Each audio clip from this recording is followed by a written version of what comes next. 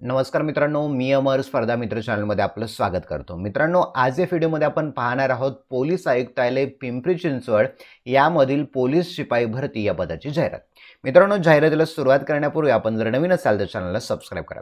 आता मित्रांनो पाहू शकता, पोलीस आयुक्त पिंपरी चिंचवड आस्थापनावरील पोलीस शिपाई यांची रिक्त पदे 262 पदांची ही जाहिरात आहे। ओके मित्रांनो, पहा दिनांक 5/3/2024 म्हणजे 5 मार्च 2024 पासून ते 31 मार्च 2024 या कालावधीत या प्रकारचे तुम्हाला अर्ज ऑनलाईन पद्धतीने भरायचे आहेत। ओके, कुठे भरायचे तुम्हाला तर पोलीस रिक्रुटमेंट 2024 maha.it.org किंवा www.mahapolice.gov.in या संकेतस्थळावर तुम्हाला जाऊन भरायचं आहे। ओके, आता पाहूया मित्रांनो, पिंपरी चिंचवडमध्ये महत्त्वाचे किती वॅकन्सी आहेत। आता बघा, इथे दिलेला आहे जाहिरातचा क्रमांक, दिनांक दिला 1/3/2024। आता पाहूया मित्रांनो, या 262 पदांपैकी जातनिहाय प्रवर्गासाठी किती वॅकन्सी आहेत।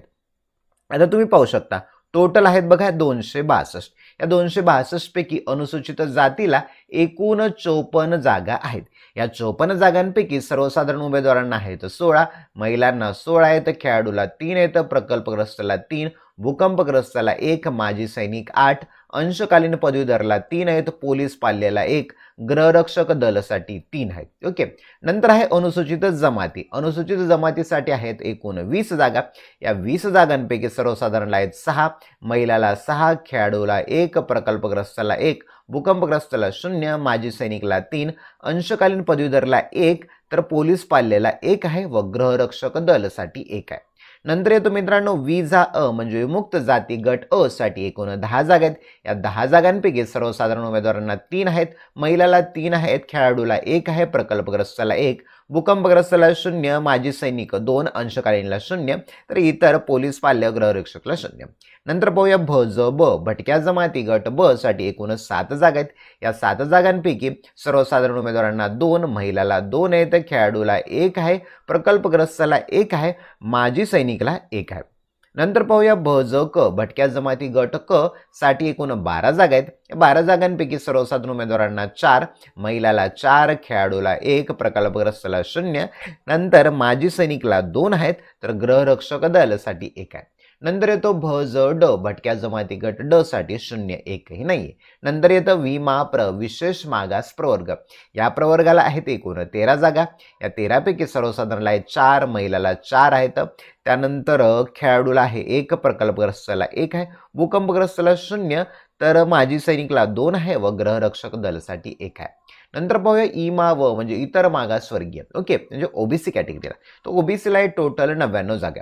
या 99 पैकी सर्वसाधारणला 30 आहेत, महिलाला 29 आहेत, खेळाडूला 5 आहेत, प्रकल्पग्रस्ताला 5, भूकंपग्रस्त 2, माजी सैनिकला जास्त आहेत 15 जागा आहेत, अंशकालीन पदवीधरला 5 आहेत, पोलीस पाल्याला 3 आहेत, गृहरक्षक दलाला 5 आहेत।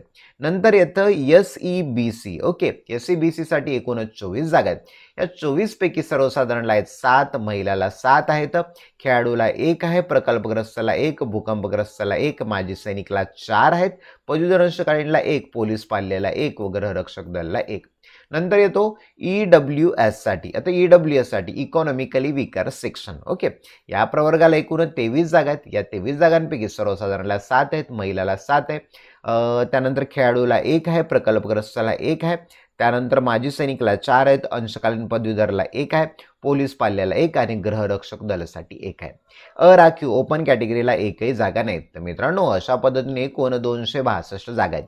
या 262 पैकी बघा अनाथ या प्रवर्गासाठी किती, तर महिला बालविकास विभाग शासन निर्णय क्रमांक या क्रमांकानुसार एकूण रिक्त पदांच्या 1% इतकी पदे हे म्हणजेच 3 पदे अनाथ या उमेदवारांसाठी आहेत। ओके, आता नंतर महत्त्वाचं बघा, तुम्हाला जर काही अडचण वगैरे आली असेल तर हा क्रमांक दिलाय 7875 33 33 33 व 020 26 13 28 02 यावरती त्वरित संपर्क साधून तुम्ही तुमची तक्रार वगैरे नोंदवू शकता। ओके, चला मित्रांनो, ही होती अत्यंत महत्त्वाची जाहिरात। व्हिडिओ जर आवडला असेल तर व्हिडिओला लाईक करा, चॅनलला सबस्क्राईब करा